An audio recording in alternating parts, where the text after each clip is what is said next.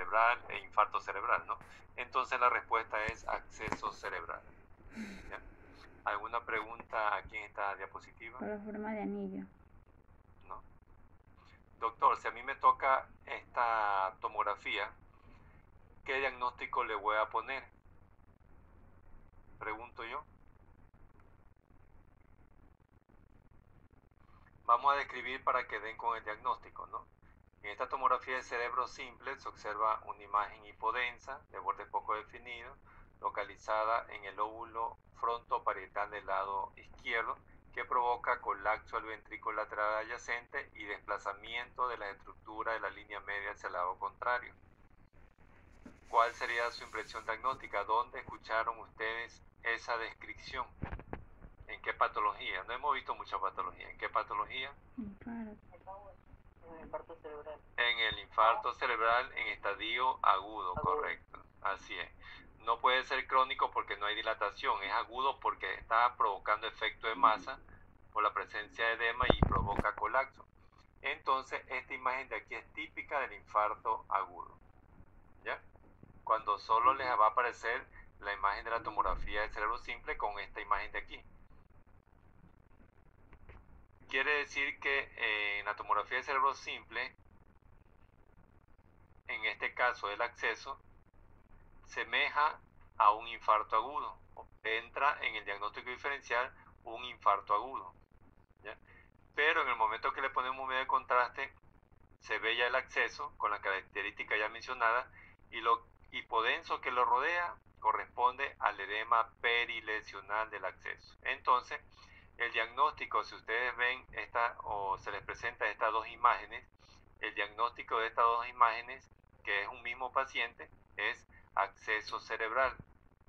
No me van a poner en el diagnóstico infarto agudo. Pero doctor, es que usted dijo infarto agudo, pero siempre y cuando vean la característica de esta tomografía.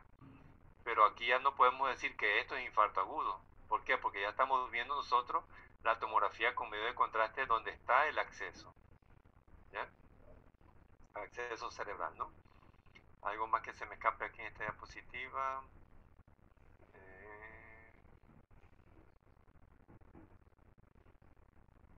No, nada más. Seguimos, ¿no? Entonces vengo con la descripción y la impresión diagnóstica, ¿no? ¿Ya? Ahora aquí de pronto puede haber algún tropiezo, ¿no? Cuando dentro de las tres líneas de color naranja, la primera línea de color naranja, entonces estamos ante una tomografía de cerebro simple o con medio de contraste.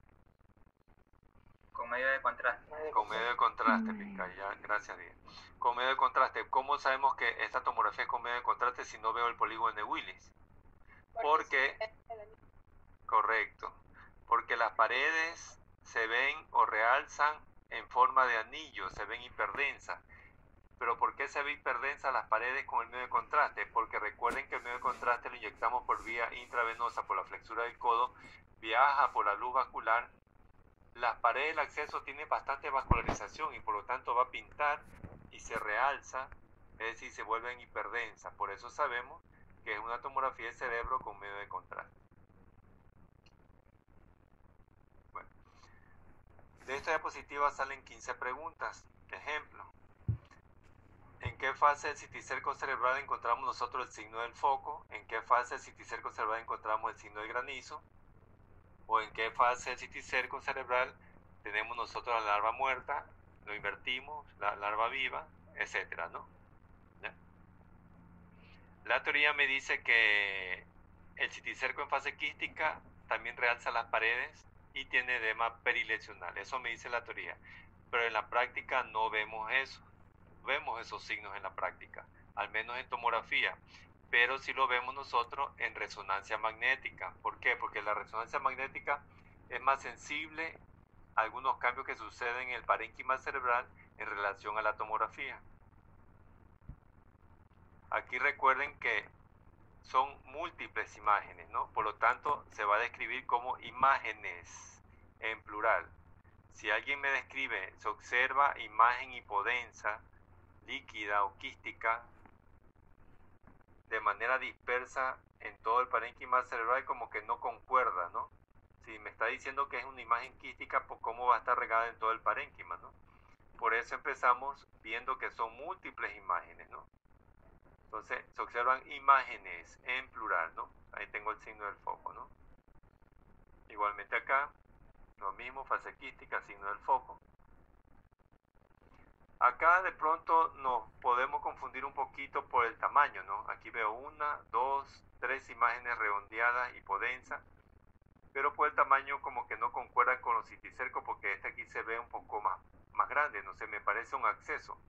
Pero ¿cómo lo podemos diferenciar el acceso? Por este nódulo que tiene aquí, ¿ya? Este nódulo que me forma el signo del foco, ¿no? Que es el escole de la larva, ¿no? El acceso no tiene el nódulo, ¿no? El acceso no tiene el signo del foco. La calcificación igualmente, ya la mencionamos. Recuerden que cuando ustedes estén en el internado, sean médicos, en el momento que ustedes ven una tomografía del cerebro y vean una calcificación, no vayan a adelantarse a decirlo rápidamente, usted tiene un citicerco calcificado, ¿ya? ¿Por qué? Porque una imagen cálcica como la que estamos viendo en este momento tiene sus diagnósticos diferenciales también, porque aparte de decir citicerco cerebral, también puede ser toxoplasmosis calcificada, citomegalovirus, esclerosis tuberosa, entre otras patologías tanto congénitas o adquiridas. Por lo tanto, no pueden adelantarse, tienen que indagar la parte clínica o los antecedentes patológicos del paciente, ¿no? Pero lo más común es encontrar citicercos calcificados, ¿no? En nuestro medio, ¿no? Acá me había olvidado, yo sabía que algo me había olvidado acá, ¿no? Entonces, cuando ustedes tengan esta imagen de aquí, solo la tomografía del cerebro simple, ¿quién sabe si es un infarto o si es un acceso o de pronto es un tumor cerebral? Lo saben solo ustedes, ¿ya? Ustedes que son los clínicos, nosotros no, porque nosotros somos los imagenólogos.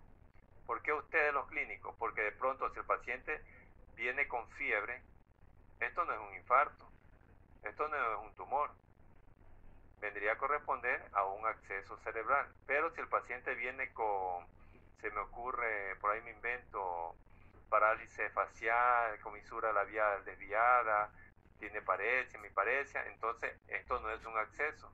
Esto vendría a ser un infarto, depende de la sintomatología clínica, ¿no? Y depende de ello, entonces ustedes le dicen, bueno, están sospechando clínicamente que sea un infarto. Le voy a solicitar una tomografía de cerebro simple, nomás es un infarto. Pero si yo estoy sospechando que tiene una neuroinfección, le solicito tomografía de cerebro simple y con medio de contraste. ¿Ya?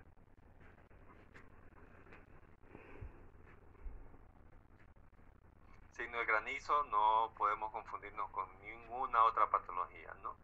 Neurociticercosis cerebral en fase cálcica, ¿no? Bueno, aquí vamos a ver la disminución del volumen del parénquima cerebral, cuya patología se llama atrofia cerebral, ¿ya? Recuerden que el parénquima cerebral debe estar pegado a la sombra del hueso o adyacente. En este caso, se va a separar de la sombra del hueso. ¿Por qué? Porque el cerebro, el parénquima se disminuye de volumen. Y al momento de disminuirse de volumen, el espacio subaracnoideo se va a llenar más de líquido, ¿no? Por lo tanto, se va a ensanchar y vamos a ver acentuación de los surcos cerebrales, ¿ya? Y de las cisuras cerebrales. Cuando nombramos cisuras cerebrales, cuando en este corte nosotros observamos la cisura cerebral, pero acá en los cortes superiores no encontramos al menos la cisura de Silvio, pero sí la de Rolando, pero no vamos a entrar en detalle con la de Rolando, sino que con la de Silvio, ¿no? Entonces va a haber disminución del parénquima cerebral, ¿no? Ahora, el diagnóstico patológico es atrofia cerebral, ¿ya? Pero nosotros le vamos a anteponer la palabra signos tomográficos de atrofia cerebral, ¿ya? Cortical, en este caso ya vamos a ver por qué es cortical y subcortical, ¿no? ¿Por qué le vamos a anteponer signos tomográficos a esta patología que es la atrofia cerebral? Porque de pronto se me ocurre, esta tomografía es de algún familiar, de mi sobrino, del papá, de su mamá, de su tío, de su abuelo, de su hermano, su hermana, ¿ya? Y les dice, bueno, ñaño, ñaña, o sobrino, o sobrina, ¿qué me salió en la tomografía? Y si ustedes le dicen, tú tienes atrofia cerebral, capaz en ese momento se desmaya su familiar, ya queda impresionado, ya hasta convulsiona de pronto, ya por la palabra, no por el término. Atrofia cerebral como que denota que no está funcionando, ¿no? Por eso signos tomográficos de atrofia cerebral, porque de pronto estos mismos signos en la tomografía lo tienen algunos de ustedes que están escuchando clases, ¿ya? O de pronto lo tengo yo que estoy dando clases, pero sin embargo estamos lúcidos. Entonces no implica que el cerebro esté totalmente, que no esté lúcido, ¿no? Cortical significa que el parénquima cerebral se reduce de afuera hacia adentro, ¿ya? De afuera hacia adentro. Y subcortical significa que el parénquima cerebral se disminuye de adentro hacia afuera, ¿ya? Es decir, todo esto es parénquima. Ustedes tienen que ponerse en lugar del parénquima, ¿no? Los están apretando de afuera hacia adentro, ¿ya? Este es cortical y este es subcortical de adentro hacia afuera también, ¿no? Ambos, ¿no? ¿Cómo lo notamos? Porque aquí el ventrículo lateral, los ventrículos laterales están de tamaño normal y acá está dilatado. Si tenemos el tamaño normal, entonces el parénquima de aquí hasta acá tiene mayor distancia. Pero si tengo una dilatación de los ventrículos laterales, el parénquima tiene menor distancia de afuera hacia adentro, ¿no? O de adentro hacia afuera, ¿no? ¿Sí? ¿Alguna pregunta? ¿No? Bueno, vamos a la malformación